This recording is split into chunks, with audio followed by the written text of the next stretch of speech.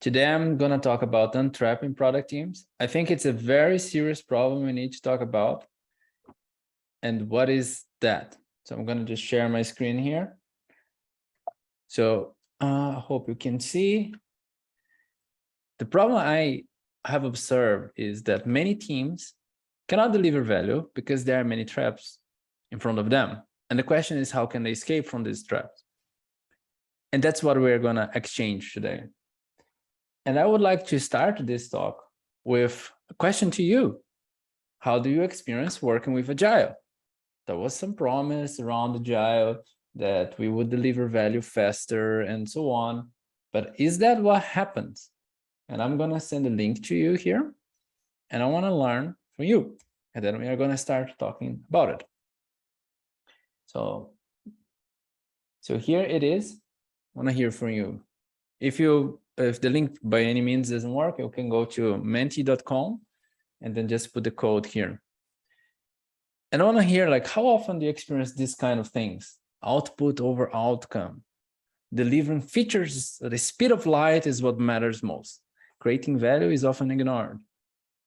Opinions drive decisions. Nobody talks about evidence, but the highest paid person opinion drive what you make.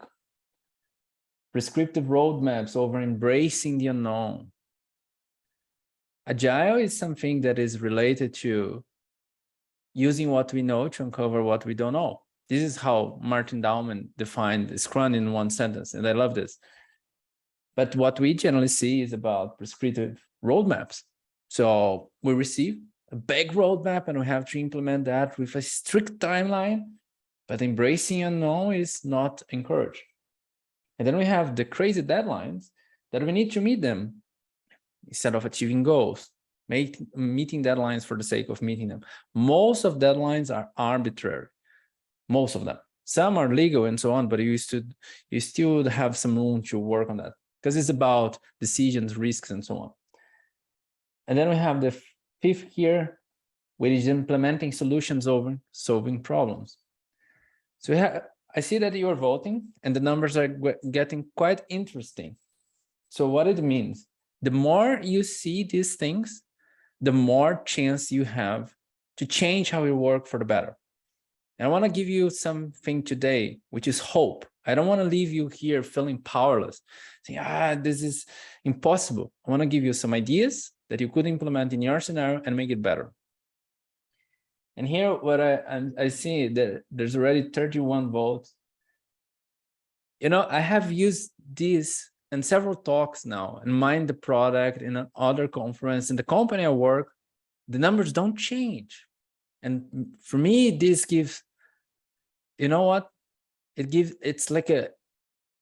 me the motivation to keep writing and helping people. I believe people need help because teams are untrapped. They are trapped and they need to be untrapped. They simply don't know how to escape from the trap. And that's what I want to exchange with you. So we are looking here what you experience working with Agile or with your framework, whatever it is. It's a lot of focus on things that shouldn't be the case. Features, opinions, prescriptive roadmaps, meeting deadlines, and solutions over problems. How can we escape from that? That's what we're going to exchange here. So let's start like this. What is the general scenario that happens with most of the teams? Most of the teams I have worked with, and I have been 11 product companies now, not only in Europe where I am now. I have been in Brazil, Colombia, Dominican Republic, and now in Germany. But funny enough, I have seen more or less the same things. What happens? There are this group of guys here, either the C-level or the top executive. There's some high-level leadership. And what do? They get together and they decide the future of the company. But generally, they go into solutions. They define what needs to be done by when, traditional way of working. And what is the result of that? They come up with this shiny, beautiful roadmap. And what are they going to do with that? Well, there's a fence here because they don't exchange a lot with these guys, the product teams. These guys will get to know the roadmap as a surprise. These guys will just receive the roadmap over the fence, something like, oh, get it. That's what I want you to get done. And what happens? They will start being confused. Someone will ask, what's that? Why are we supposed to deliver that? Why does that matter? Which problem are we solving? So it's confusion. That's the result when roadmaps are crafted without the involvement of product teams. But that doesn't mean you should stay in this scenario forever. C-level is not doing that because they are bad. They're doing that because that's how they are used to work. And then they keep working like that because no one is helping them see a different way of working. And then the team becomes kind of powerless. You receive this roadmap and you have to implement. When that happens, if you don't take a stand, if you don't try changing this, the scenario will only get worse because then you keep delivering more features and so on and so on. So you need to find some anti-patterns and start addressing them. So let me share some of them with you. The first and very important thing is to understand that product teams are not feature factors.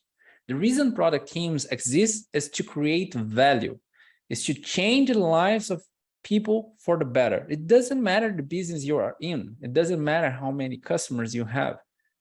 You exist to make the life of some people better somehow. It is not to create features. Features are a means to an end.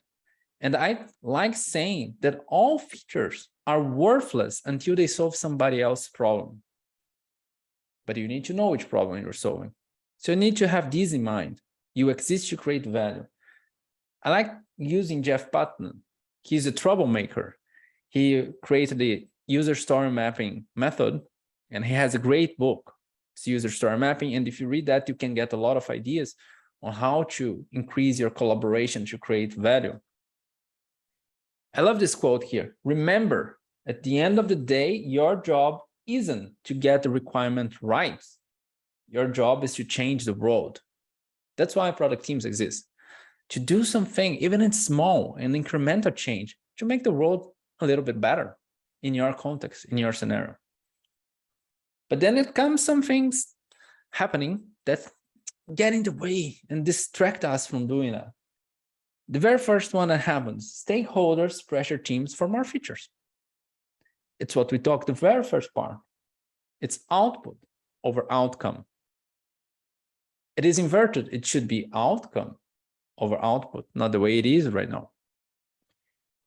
And I like saying that stakeholders is one of the most dangerous terms you can have because it's an umbrella term. It is one size fits all. Anything or anyone that has any relation whatsoever with your product is a stakeholder. But your job is not to do as they say. And stakeholders are also not your enemies. They are not your customers, not your enemies. They are your partners. They should enable you to create value. And that's how your interaction with them should be. You can look at me and say customers are also stakeholders. But I would say the more clarity you have, the bigger are your chance to create value sooner. So I try using the word, for example, business people, business professional, sponsor, customers, and users, because this will ensure who you serve and understand the role each person has in your product.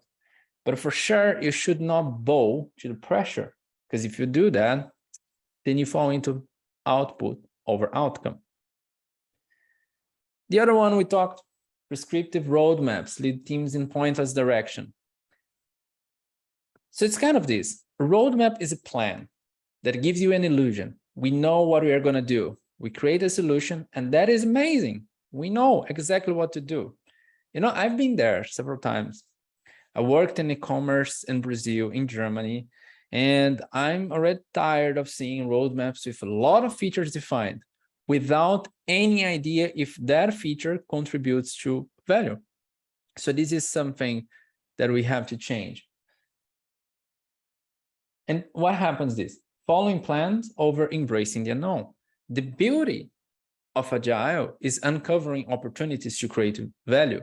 It's finding what we don't know so that we can solve it and make something disruptive. And the plan will just elude you. It'll give you the security that we as human beings strive for. We want to feel secure. That's how we work. That's how we are wired. But a plan, it's something like Mike Tyson said. So no plan will work until you receive a punch on the face. So that is life. So if you create a plan, then maybe you think it's going to help you. I would say a great plan is having the goal, you know where to land, and then you know the very first step you need to take to get closer. And then you keep doing that, the next step, and so on and so on. This will help you. And what about deadlines? Meeting arbitrary deadlines is more important than learning from end users. A deadline for me is like a challenge. And I like using that in a different way. Most of the deadlines are used in a bad way. The team receives a solution to implement, and they have the deadline for that already. And the team was not even part of the solution definition. This is a bad one. What could be a better deadline? Is saying like, you understand the value of solving a problem. You have an idea how much business value and user value you can create out of that. And then you do some calculations as a product person. You say, this is worth, for example, a month of work. Then you come to the team and say, what could we do in 1 month to create value by solving this problem? So move the discussion from how do we meet a deadline to how we create value in 1 month. And then you embrace a learning mindset, because you say, okay, there are many things we don't know. We have assumptions here. We believe that users are interested in this. So you have a desirability assumption. And then you say, we believe that we can do it. That is a feasibility assumption. Then you need to create a spike or something to evaluate. But the discussion moves to a how, instead of thinking, how do we implement a solution? Or why do we implement the solution in the first place? To how we solve a problem. This is very important to do it. And it is about moving from opinions to evidence. Because in the beginning, we need to know when we are talking about opinion and when we are talking about evidence. Because evidence is something that you learn from a real user, and then you got to know that is valuable. Let me give you an example. In one of the places I worked, it was wine e-commerce. And we had an assumption that our clients were willing to recommend us in exchange of a reward. We had a very high net promoter score. It means our clients were satisfied with our service. And the exchange of a reward, we assumed that clients wanted money. It would be good, because we did some calculations, say if we pay them this and then they get some other clients, we were great. When we tested this with clients, they didn't care about money. They didn't at all. They said, yeah, it's like I'm working for you. So that's what we learned. We assumed clients would recommend us in exchange of a reward. But their perception was, we don't want to work for you and bring our friends here. But then we changed. We said something like, what is important for you? Why do you come to our shop? Said, wine for me is experience. Wine is a story. I share wine with my friends, with my wife. I share wine with my family. That sparkled some creativity. We learned that. That was an evidence. And then we created a campaign. Share your love for wine with your friends. And in exchange, we give you a bottle of wine that is exclusive. No one else can buy this bottle of wine. You can only get it if you recommend it to a friend. It changed quite a lot. But we moved from opinion to evidence. We learned to the user, we created an opportunity, and then we could create value. Another aspect is the fear of failure destroys your chance of innovation. Here in Germany, the word failure tends to be quite negative. One of the questions I like asking people when interviewing for product manager's position is, I would like to know a story where you failed, your contribution to that, and what you learned from this situation. People don't like talking about it because they perceive failure as something bad. But failure is not bad, depending how you set. One of the best definitions of failure I've got was from Jeff Bezos. Once one reporter asked him, how do you deal with failures? He was quite surprising because he said, At Amazon, we don't tolerate failures. If you fail, you are fired. But what we have here is an experiment culture. It means that experiments, they have expected results. And if the results are not like we expected, we stop the experiment. We don't invest more into it, but we learn from it. We share our learnings. An experiment is always successful. We learn something or we invest more into it. Either way, we win. So they transform the failure culture into an experimentation culture. But the point is, So, Capit, I have a one question. Could you repeat this point experiment? experimentation culture. Yeah. What is your question? So my question, I have no question. I'm just asking for repeating this line. So the point is, in Amazon, they have an experimentation Yeah. culture where every experiment has an expected outcome. So you define what is the success criteria, and if you don't reach the success criteria, you don't advance with the experiment, you stop it and you move to the next experiment. But what you get from that is learning. So you learn from the result of the experiment. Although you may not continue with that, it is still good for you because you learn that it's not worth investing the way that you set it up. And that is what is very important about having a failure mindset, because then you want to fail fast, to learn, and then to invest on where it is worth investing. Thanks, David, for repeating. All right. So risk avoidance over exploring opportunities. I see that many companies talk a lot about risk, saying like, how do we minimize the chance of failing? How do we avoid risks? I don't like this, because when you talk only about avoiding risks, you miss the part of maximizing opportunities. So I like asking questions, how do we uncover opportunities? And I spend more time in identifying opportunities to create value. It's not saying that I am denying risk. I know risk exists, but the risk should not be my focus. My focus is in innovation. It's like, for example, when you create processes to avoid risk, what do you get in exchange? People coloring inside the line. The more process you have, the less innovation you get. Innovation is about creativity. So be careful with that. And what I want to say, based on everything I shared so far, product teams are trapped and they need help to untrap themselves. So you need to know where to act to move from everything I shared to a better scenario where you can create value faster. And I'm going to give you some things, but I want to share another Mentimeter with you, and I want to see how you perceive that. So we are going to talk about the status quo now. Let me share the link here, and then we will exchange. So what I want to know is how you have this in your current scenario. So it's a product team health check, and product team doesn't matter the kind of framework you work with.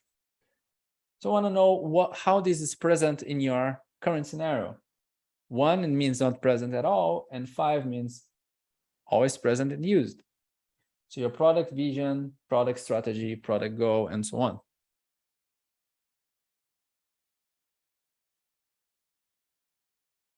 Curious to hear from you what you have experienced in your scenario.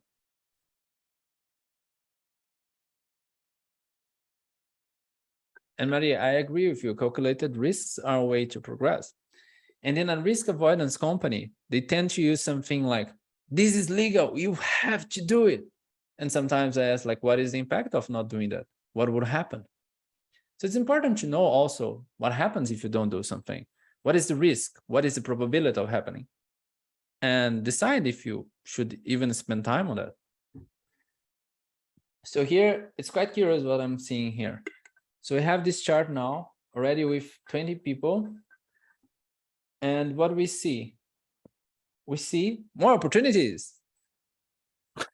So what happened here? Here it's a kind of, I would say, if you don't have the product vision, most probably you're going to struggle with all the other things. David, maybe just a quick question. How would you differentiate? What's the difference between product vision and product goal from your perspective?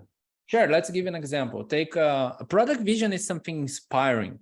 It is something that motivates the team to come to work and imagine a brighter future. I can give you an example of a crazy product vision. It's about SpaceX. Mhm. Why do they exist? 2 words, populate Mars. So it is very far. Can imagine that being possible? But a product goal is something that put you a step closer to your vision. And what would be a product goal for that? Something they've already done, for example. They build a reusable rocket. So that gets them a step closer. So that's how I differentiate. You start with the vision to inspire. It is like the moonshot. And the product goal is the roof shot. You get a bit closer to where you want to be. Yeah. Great. Thank you. Because in Scrum, we a lot of times talk about both product vision and product goal, but the Scrum guide specifically talks about the product goal. So I just want to get your thought on that. So thank you for sharing. The product goal, I think it's getting more down to earth and being more actionable. I really like having that. Yeah. So would you say the product vision is more strategic and product goal is more tactical? The product goal is short term and product vision is long term. That's would be my general differentiation. Okay. And when I look here, for example, what is the importance of the product vision? Let's say you don't have a product vision. So how do you connect the dots? How do you talk about your business model? How do you decide what you're going to do? If you don't know where you want to get, it will be quite hard to define what is the best business model for you. Or how do you create value? You will uncover, for example, pains and like gains the users want, jobs they do. How do you prioritize? What are you going to solve? What are you going to put your attention to? So start with the product vision is an enabler for the others. So whenever I see this graph like this, I see opportunities. It is many things that you could do. And I know it can be quite overwhelming to address all of this. And I would have some suggestions for you. It is do this exercise with your teams and be very honest and say, what about creating a vision? And then start working with this. And then what is your strategy? Which audience do we serve and which audience don't we serve? How do we differentiate? How do we stand out in a crowded marketplace, for example? So you can work on this. And what I invite is always to do the reflection on these items. And the sequence is start with the vision. Ask the question, do we know where we want to get? How do we know when we get there? And if you don't know this question, maybe let's give it an answer for that. Let's invest some time doing this. And then you come to the strategy, as we were just talking here. How do you, a good strategy will enable you to make good decisions every day. Without strategy, what happens? Your decisions become lengthy. You struggle. It's a long-lasting process. You don't know how to make decisions because you don't have a strategy. And the business model gives you guidance. It gives you the boundary how you play, how your product works. Here you can use different business model. You can use a lean canvas, for example, to create clarity, or you can use a traditional business model canvas. And the value proposition, it goes a bit deeper on the business model and shows you how you create value. And this provides guidance. And why do I like this so much? To move away from abstract discussion. When people start talking about things, I say, okay, let's look at our business model and understand how what you're saying contributes to our business model. How does that solve our end user's problem?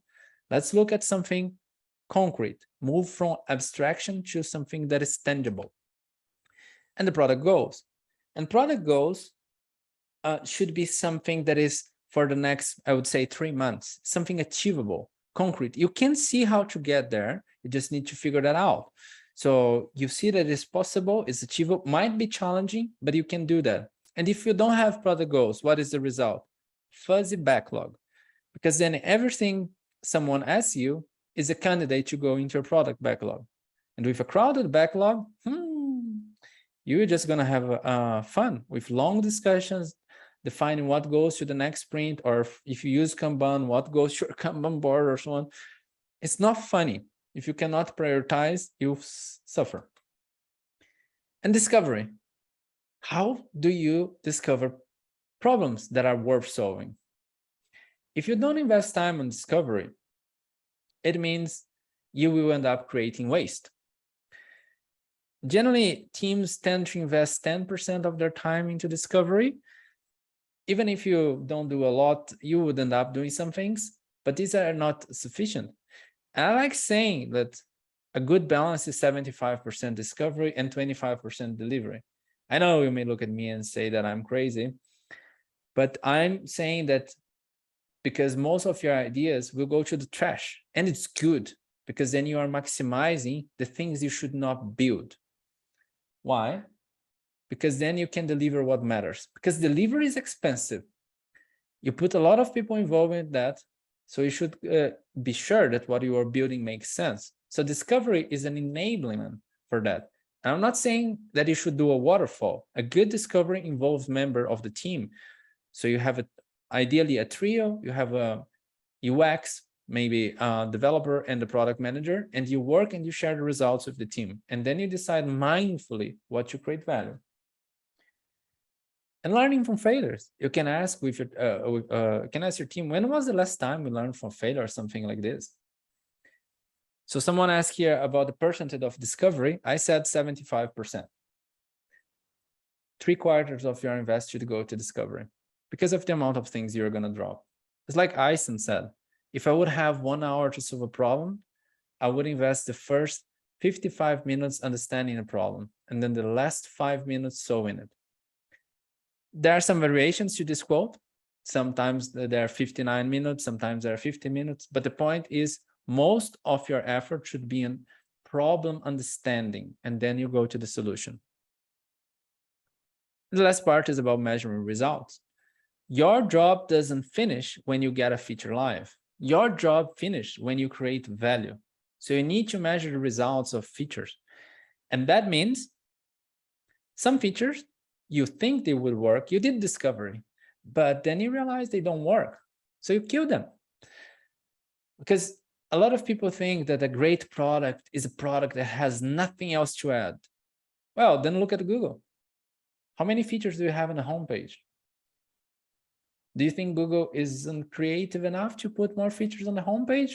Or they have nailed a job and they make it very easy for the user to get it done? So I think just on point, a great product is the one you have nothing else to remove. You need continuously to look at the features you have and understand how they generate value. If they don't generate value, you remove a feature. So you don't want to keep distractions in your product. That will be bad for the value you want to create. Yep. Does anyone have a question? Yeah, so David, so the point with the Google is that they are doing the minimalistic. Why they are not putting the users in so many things like the Yahoo and Bing are doing. They only provide the minimalistics and the useful thing, if I'm right. I don't think I get the point I made is Okay, if you open, I can make it clear. If you open google.com, their search product, I'm talking about the search product, has only a white page or something very clear. You can only search. There's nothing else for you to do in that page. And it's the most access page in the world. Yeah, so my point is also like yours. I'm totally accept your point. Like the thing is, Google is only putting the Google search only for not the peoples are distracted by so many features. Correct. They are putting the algorithm in so many simple way that the people only get the whatever they are putting for the keywords, they get only that results and meaningful and relevant result they will get. Correct. They focus on getting one job done very well. Yeah, exactly. All right. So there's a question, will great discovery reduce the chance of failure? I would say actually great discovery will ensure you fail even faster. But then you learn from that and you avoid bigger failures. Because there's something like this about failures. This is a sentence about Alexander Stovall. I may mix up a little bit, but you should avoid failing big or you're dead. Companies should avoid doing that. And companies should embrace small failures or they are dead. Why? because failing big will cause you a big loss of money. And if you fail small, it's something controlled. Then you learn and you keep doing until you find the right thing to do. All right, so continuing here. What I like telling teams is would be great if you understand your scenario. And I like looking at two aspects here, which is the empowerment and the learning speed. Because empowerment is what you receive, like the decisions you can make. And the learning speed is how you actually accelerate your learning. And when you have low empowerment and low learning speed, you are a feature factory. That is what happens. But then, when even as a feature factor, you start understanding your features do not create value, but you don't have the empowerment, you become frustrated because you cannot change. You need to start influencing leadership to empower you and allow you to make decisions on how to create value. But something funny happens also. Sometimes a team is kind of trapped in a feature factor for a while, but then leadership changes and start empowering them. But they just don't know how to change, how to become an empowered team and start learning faster. So they are uninspired. Every day they do more or less the same. They want the others to tell them what to do. So they're missing an opportunity. This kind of team needs help, needs someone who has done that and will help them move to this, to game changers. Game changers are the ones who are empowered and know how to use this empowerment. They will learn fast and create value. So these are the teams that you should aim to be. But the most important is start evaluating where you are and then define what you could do from now on to move to a game changer. And one thing I want to tell you, I have seen many agile implementations in my life, different frameworks and so on. But what I noticed, no matter the framework you choose, most of the things go like this. The beginning is just a faster waterfall. You will see all the phase of waterfall just a little bit faster. That's the beginning. Then teams get used to that. Then they master the art of delivering output. And then after some point in time, they get tired of this. They don't connect the output to value. And that is the moment you move to value-driven. It is very unlikely that you move from traditional mindset to value-driven from one day to the other. This journey will take years, most probably 2-3 years at least. But you need someone who has done that to help you. But first part is recognizing where you are right now. All right. Something honest with you. I have been trapped for many years. And I think I kind of descended from product owner to ticket owner. You can call whatever you want, backlog manager, backlog owner. But what I have done for years was doing what stakeholders wanted me to do, because I thought that was my job. I thought I had to bridge the communication between tech teams and business. And that's what I did for years, because I simply didn't know what to do differently. And funny enough, stakeholders were very happy with me until we realized that we didn't create value for 6 months of work. And this is how I came to the idea of the Agile Product Manifesto. And I want to share with you as a way of escaping from traps that you have. This idea started with something is deadly wrong. There are a lot of promises with Agile frameworks and so on that we can create value faster, we can foster collaboration and so on. But what I noticed actually is just a process for a faster waterfall. And the attention goes directly to making the process better, avoiding failures and so on. In the beginning, I thought I was wrong. I didn't know how to, to work with this.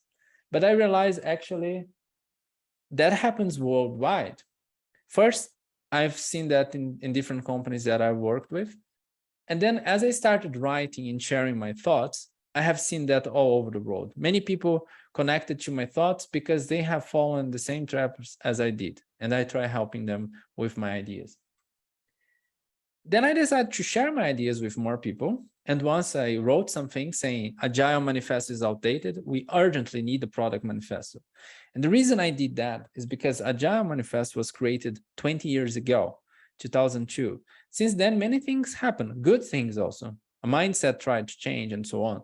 But then seems right now that we are struggling with different things. In the past, the struggle was about creating software that is valuable, creating software that is not buggy, and also connecting business and developers. But now the struggle is finding opportunities that are worth pursuing. It's organizing work. So our mindset is still kind of flawed. And I decided to do something for the community. I wanted to help. And what I decided to do was to get ideas with phone people all worldwide. And I formed a group of product leaders. And we decided to create something from product people to product people. And this group was handpicked because we are 9 people from all over the world, people who work with Jira. For example, as a product manager there, and I know Jira is something that is between love and hate with many people, but we have people here from B2B, B2C, bank, industry, and so on. And we're trying to come up with principles that would help people create value faster. And this, when I say product people, is anyone who works with product, anyone who is trapped as we were at some point in time, and sometimes even are trapped right now. So how can we benefit from this? The goal of the Agile Product Manifesto is to help you. We have only one goal, to encourage you to step back from whatever you are doing right now and challenge and see if you have opportunities to do something differently that would get you closer to create value sooner. It's just that, nothing else. And we want to help. The Agile Product Manifesto now is being used by a lot of people. There are even Scrum trainers using that in their trainings. I got to know that some people in the US are doing that, some people in Germany. A lot of people approached me, they have printed that and are using, and I'm using that already. And it has helped a lot to avoid problems and also to escape from traps that we have. Let me give you some examples here. I'll give you 2 examples. The very first thing, the reason Agile Product Manifesto came to exist is because of personal pain I had, and I noticed more people.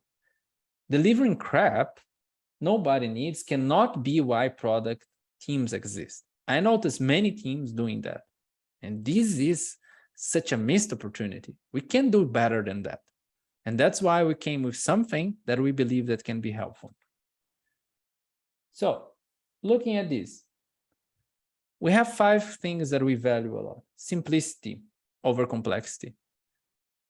So whenever you are making something more complicated, you are wasting time. Start simple and learn from that.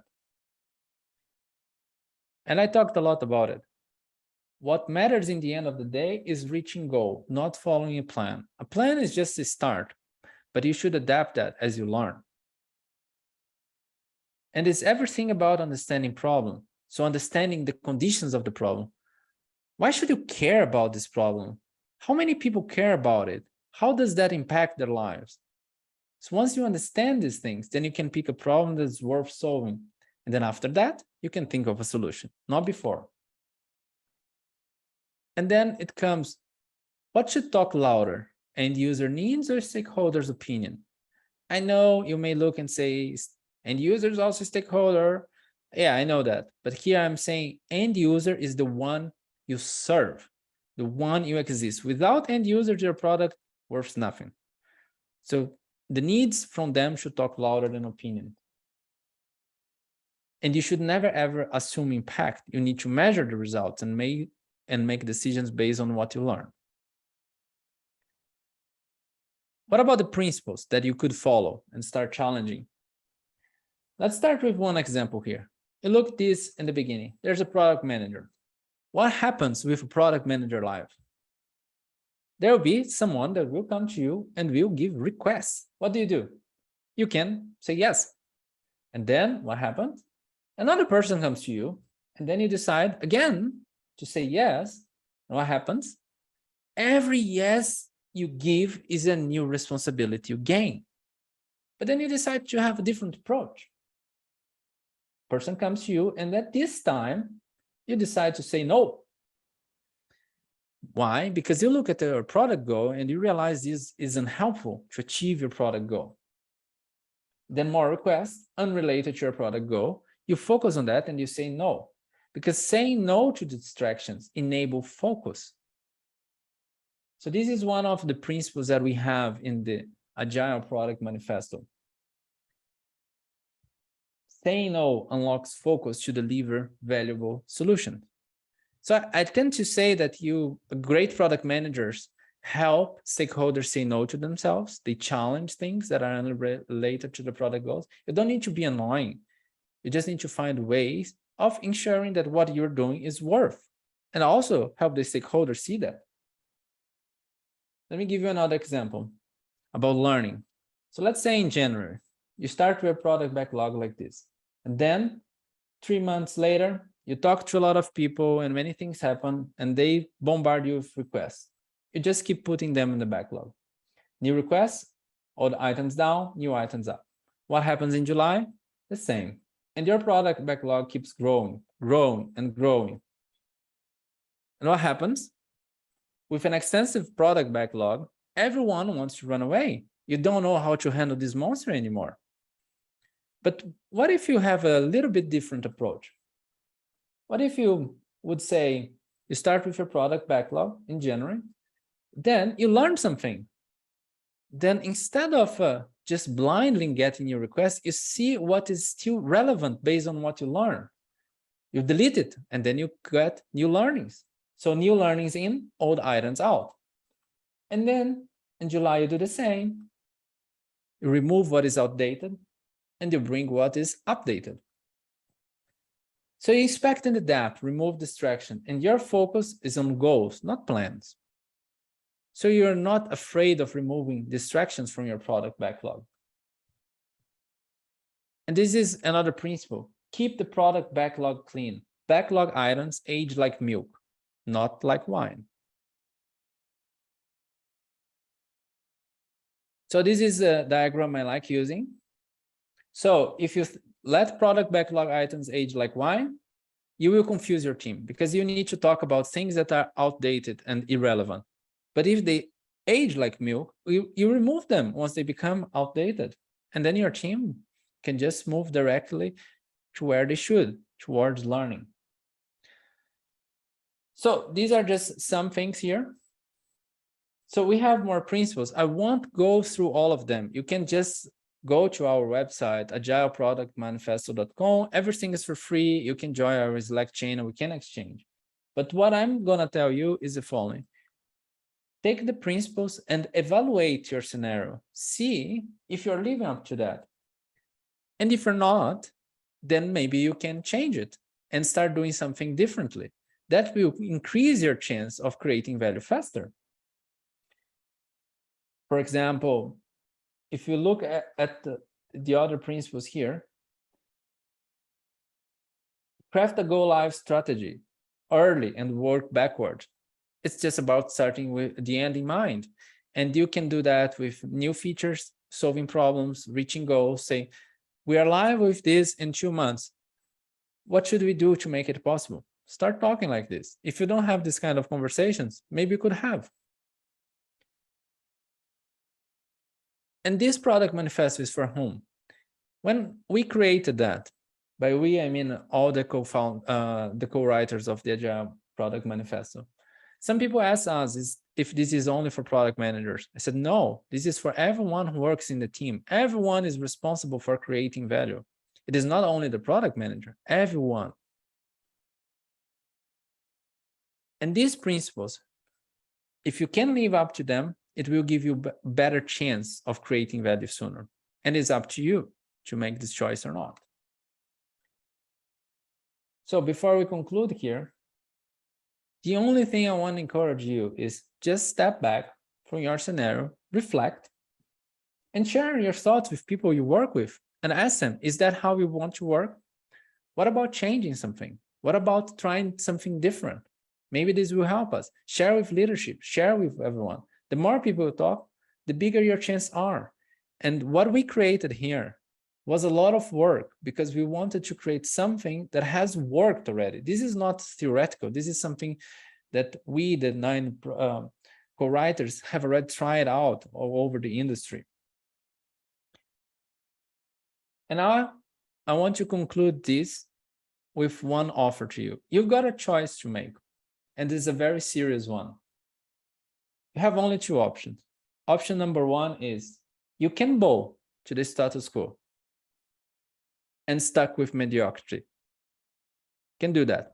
Or option number two, you can challenge the status quo and have a chance of transforming how you work for the better. It's up to you. So let's conclude here, and maybe we have some time for questions. I would like to know, what are your takeaways for this session? We talked a lot here about untrapping product teams. I gave you some ideas that I hope they can help you. And now I want to know what you take away from this session. How does this help you in your scenario? What are you taking from this? Great. By the way, David, we have 15 minutes. You had a little longer sessions, 1 hour or so. Oh, Yeah. okay, good. 15 So minutes. let's just talk about the takeaways here, and then we take the time for questions. Yeah. Typically, this is the part where we have a panel discussion, and I didn't change it this time for this conference. We don't have a panel discussion, so I just left the times as it is. So you get, just by chance, little 15 minutes extra time, so we can use it for discussion. Cool, that sounds nice. Yeah.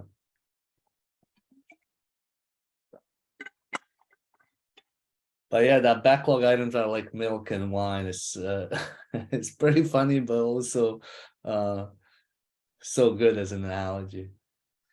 You know, this analysis came by Alex. So he's the one who had this idea, and I really like that. I'm always a big fan of doing cleanups on the backlog. Yeah. When I came to Germany, like my first job, when I opened the backlog, there were more than 5,000 items. And I panicked. I started looking and talking to some people, and they had no idea what was that. We had items older than 3 years, and almost no one in the team was there for 3 years. And then I took a crazy measure, said, you know what? I'm going to close everything that is older than 6 months and be what it is. So I archived everything, and I got 2 emails. I think we closed that action closed around 4,500 or something like this. I got 2 emails, and the emails were, what is this? I have no idea what this item is about. Yeah. So yeah, and I tell people, if you're not brave enough to delete, just archive, but it's tough. Nowadays I delete, Yeah. because for me the product backlog, they should be something like related to the present, something that is relevant for right now. And if something is important, we'll always come back to our plate, and then we talk again, and then that's it. Yeah. So looking here to what we have, simplicity, the age, wine versus milk, love that. Keep it simple. I'm not alone. Yeah, you're not alone. Whatever scenario you are, there are more people like that. I'm pretty sure. I thought I was alone. I thought I was stupid, and I realized actually there are many anti-patterns. It's about overcoming them. Achievable, I like that. Say no to the status quo. Yeah, let's scratch it. Let's change it. Let's change for the better. You can do it. Start it one step after the other. Really like here what you're taking away. I hope you can start doing that from today on. So now we can take the time here for some questions. Okay, Pavel, do you want to ask? I think earlier on you put your question in. Do you want to maybe start with yours? Yeah, I can. So I was asking whose time we are talking about, David. So is it for the PM, for engineers, for designer, for the team as a whole? This 75% on discovery. For 75% of discovery, I see that is the trio. In general, I would say like it's the ratio, you know, like creating feature and doing the discovery. I think 75% is what we are going to invest into product discovery, and 25% creating. And I think that sometimes discovery is something that is evolving. So once you have the trio, working very hard. They will uncover some problems, and then you need to maybe scale up this team to start implementing some solutions and learning to do some painted door tests and to do some prototypes and so on. And then start scaling that to 1% of the whole audience and then 5%. So that starts growing. Then at some point in time, you may learn, oh, this idea actually works only for a small percentage of our audience. We need to drop. Then you go back to the whiteboard. Yeah, I agree. So thank you. Just to make it clear. What other questions do you have for David? Either put them in the chat or go off mute and ask. How often do you recommend doing a health check with your team? Tanika asks. Once a quarter. I think once a quarter is sustainable, because some of the things I presented here will take you some time to change. What I like doing, the result of a health check is a commitment, what we are gonna see differently and the next time we do a health check. So if we say next time we are proud of the product vision we have, we don't want to have this problem again. So in 3 months, let's see how it is. Then we do the health check again. I don't think it's sustainable doing that like every 2 weeks or every month, because you need some time to change, to make change, and that's fine. So it's more about small improvements, but frequent ones, than trying to change everything at once. This will just overwhelm you, and then you will get tired and you won't be able to continue doing that because you want continuity. So 3 months, I think it's a good time span. So Great. David, in one of your slides, you suggested product teams are not equivalent to features factory. Okay. Yep. So, but for being a product manager, so every time the stakeholders ask for a new features, and every time in the demo as well as to ask for a new features every time. So, yeah. Stakeholder. So for example, when a stakeholder asks me for a new feature, Yeah. what I tell the stakeholder, say, when you go to the doctor, what do you tell the doctor? Do you tell the symptoms, or do you ask the doctor to operate you? Do you go to the doctor and say, I want you to operate my stomach, and the doctor just laugh at your face and say, tell me what's happening with you? So that's what I say. Let me understand what you want to achieve. What is this feature about? What is success like? How does this feature get us closer to our product goal? I ask questions, and I will bombard the stakeholder with questions. If I don't understand what the feature solves, I'm not gonna even move a needle. Okay. Okay. Thanks, David, for this. Yeah. Welcome. Couple of questions. I know we didn't get a chance to Rich. So Rich, do you want to go first? Because last time you were the last one that didn't get a chance to ask a question. Yes, thank you. You've given a great presentation. I really appreciate it. So I'm in the process of becoming a Scrum Master right now, and I'm just curious if you know of any software that would be really relevant to the position, because that's the confusing part. I understand the fundamentals of it all, but the software aspect is like, what do we use to track all the backlogs and those things? And is it like just the Microsoft project, or is there something better? I don't worry a lot about the tools. I have worked with many softwares. I have worked with Jira, Asana, and now I'm working with ClickUp. But I care about how the team interacts. And I think as a Scrum Master, you bring a lot of value if you see the actions the teams take will help them become a better team, or the actions are more like, are they following a plan, or are they creating value? Are they helping each other, or are they competing? Are they collaborating, or being something like adversarial?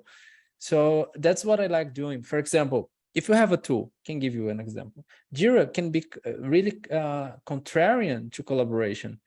I've seen once a ticket that the developer would write a comment and say, I didn't understand this acceptance criteria. Please, PM, answer the question. Then 2 hours later, the PM would answer the question. The PM, the developer would say, okay, fine. But then I need the UX to answer it to me. Then tag the UX. In short, there were 25 comments in 2 days. and they were still talking. I got so pissed with that. I called all of them and I said, what's happened? Let's talk. It took us 10 minutes to get it solved. So I think a great Scrum Master will help the team create the environment that will help this happen.